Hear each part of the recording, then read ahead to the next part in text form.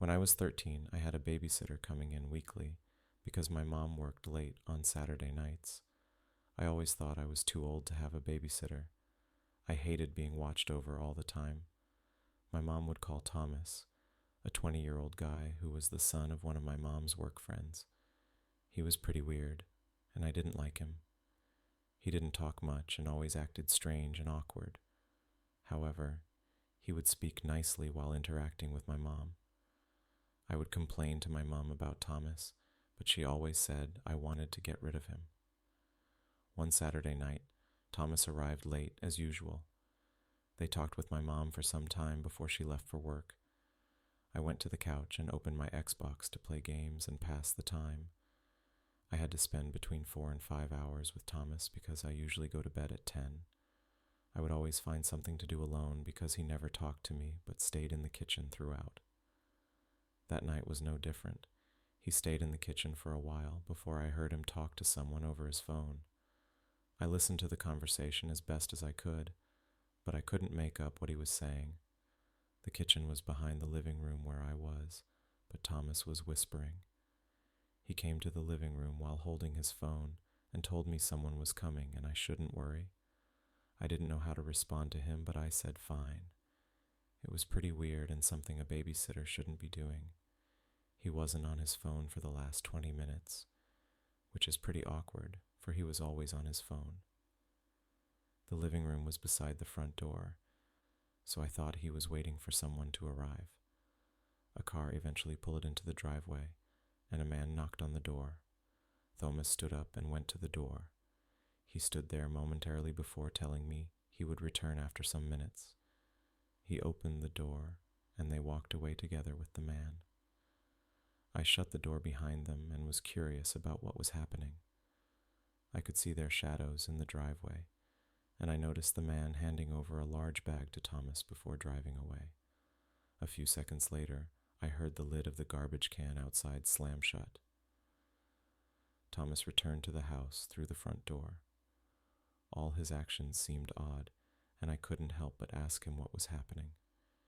He told me his friend was bringing him his wallet, which he had forgotten at his place. I never asked him about the bag. I didn't want to question him any further.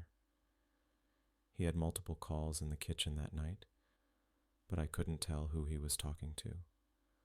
The same car that came earlier pulled into the driveway again. Thomas left without saying anything and joined his friend. I could tell from how they were moving about and their body language that they were arguing about something. Thomas left for about 30 seconds and came with the bag from earlier. He handed it to his friend, who later put it in the car and left. Thomas came back and went to the kitchen. I could see the frustration all over his face. He stayed there until around 10, when he returned to tell me it was bedtime. He went downstairs to wait for Mom, who was to return from work at midnight. I heard the front door open and close. I waited 10 minutes before going downstairs to check on him. He wasn't there. I waited for my mom to return, and I told her everything. She believed me this time. She thought it was unprofessional for Thomas to leave the house before she returned. She tried calling him the next day, but he didn't answer. It's now tens of years since that happened, and I still wonder where Thomas went and what was in the bag. That night was among my scariest nights.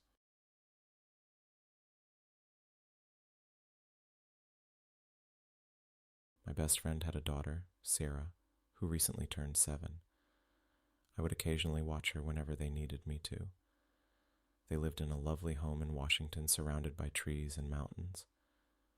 I agreed, and I arrived at their house a few weeks later. We talked for some time and watched games together. My friend finished packing and headed out to catch the flight. I sat on the couch and checked the movie list to find an excellent movie to pass time together with Sarah's daughter. I stopped when I heard Sarah asking, "Who is that?" I looked at where she was pointing, at the front door. I heard someone knocking at the front door. With the house being so isolated, I never thought someone could come up to the door. I nervously walked over and cracked the door open. A tall man was standing before the porch. He looked surprised when I opened the door. "Can I help you?" I asked. He leaned to the left, looking through the crack in the door, and then said, "Sorry." He turned away and started walking after, telling me he wanted to ensure someone was home. I found this quite strange and a bit creepy. I closed the door and locked it. I went to the back and shut the back door as well. Sarah asked me who it was. I told the little girl that it was just a neighbor. We sat back on the couch and started the movie. We enjoyed it, although it was longer than I thought. I told Sarah it was bedtime and followed her upstairs as she got ready.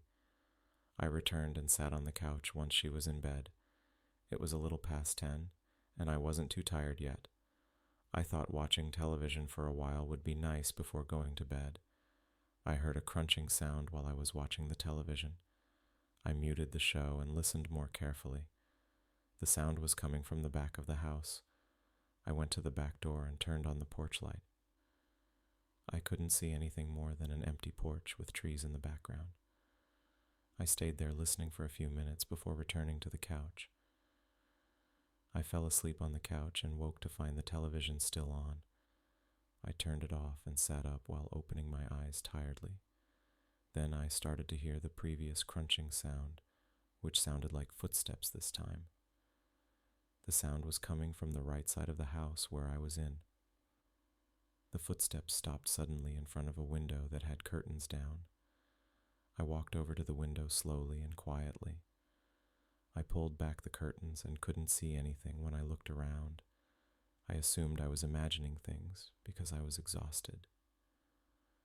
I got a glass of water and headed to bed upstairs. As we had breakfast the following day, Sarah asked me why I was walking around the house at night. She told me she heard someone walking around the home for about an hour. Fear ran down my body, and I told her to get into the house as I checked around. I grabbed a knife and went around the home. I noticed some scratches on the windows and doors. I couldn't see any footprints because there was thick grass all over. As I headed to the front door, I saw the same man from the previous night walking down the street in front of the house. I returned to the house and told Sarah we should go to the mall. I didn't want to be around the house anymore. We returned from the mall at around 6 in the evening.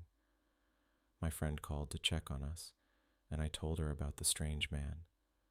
He recognized the man and said he had been there, asking to spend the night in their house, but my friend obviously declined. He told me to call the police if anything happened. I checked the door one last time as the sun went down. It was about 9, and we were playing a quick board game when we had a soft tapping on one of the windows. I told Sarah to stay calm before hearing a loud scratching on the wall. I grabbed Sarah, and we ran to the garage. We got into the car and headed to the driveway immediately. We shut the garage before driving off.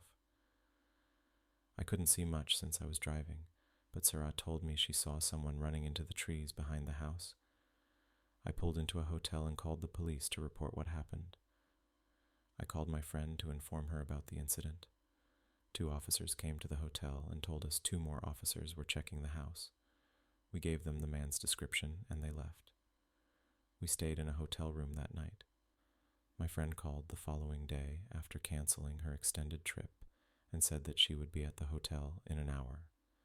We went home together when she arrived. I talked to her about the incident and then left. It was one of the scariest things I've ever experienced.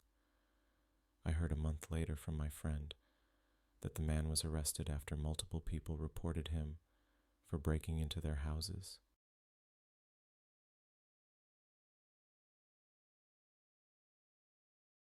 I worked as a babysitter during my college years to help me make extra money without a regular work schedule. Mostly I cared for this family's 4-year-old boy a couple of times a week, as his parents usually had dinner events after work. The boy was quiet. I liked that because he was easy to watch. He never did much besides watching cable television and playing with his toys. He also seemed to like me. This was my 6th time watching him, and I got home a few minutes before his parents left. They told me they would return home around 11 at night. They also told me to ensure their son got to bed by 9. The first few hours went as usual. I watched television with him and made him a small frozen pizza. A couple of minutes after finishing his pizza, the boy told me he wanted to use the bathroom and then left for a few minutes. When he returned, he asked me about the shuffling noises from the basement. I was confused, so I immediately switched off the television. With the television off, I could hear something down there, but it was very faint. I couldn't tell what it was. Seeing the boy was getting scared, I told him it would be fine and that it could probably be a small animal in there. I told him to wait a while and then went downstairs to check what was happening. The shuffling had already stopped when I got downstairs. I had never been in this home's basement before because it was unfinished, and there was no reason to go down there. I was definitely becoming cautious. I opened the door and turned on the lights by the stairs. Then I went down quietly and turned on the light at the bottom of the stairs. It was a large space, mostly full of packing boxes. I walked around, checking behind boxes, but returned upstairs after not seeing or hearing anything. The boy was waiting on the couch and sat up when he saw me. I assured the little boy everything was fine and nothing was down there. I gave him a big hug to make him feel better. We forgot everything after some minutes. It was getting close to 9 at night, and I was getting ready to get him to bed. We went upstairs and ensured he was ready, and then I said goodnight. I went downstairs and sat on the couch for around 30 minutes while scrolling through my phone. I heard the shuffling from the basement again. This time, however, the shuffling was a bit louder. I was scared for a moment. I listened, and then heard the bedroom door upstairs open. The boy called out my name, but I told him to stay where he was and not to come down. I got up and headed to the basement door. I was already terrified, and I pulled out my phone to call the police. The shuffling now sounded as if it was at the bottom of the stairs. I reached over and switched on the lights. I immediately slammed the door shut and rushed upstairs to get the boy. We went straight out of the door and called 911. I stood across the street from the house, looking through the window as I waited for the police to arrive. I also called the parents and informed them of what happened. When the police finally arrived, I told them what happened. As I turned on the lights by the stairs, I saw a dark figure like that of a half-naked man crouching at the outside of the basement, where a hole had been made. They checked the room and found evidence of someone having recently lived in the basement. They searched through the piles of trash and behind the boxes and never saw anyone. The parents arrived and thanked me for calling them. They also talked with the cops about the situation. I went home about an hour later as the police had already secured the place. I was shaken up for the next couple of days. I was paranoid about babysitting after that terrifying incident.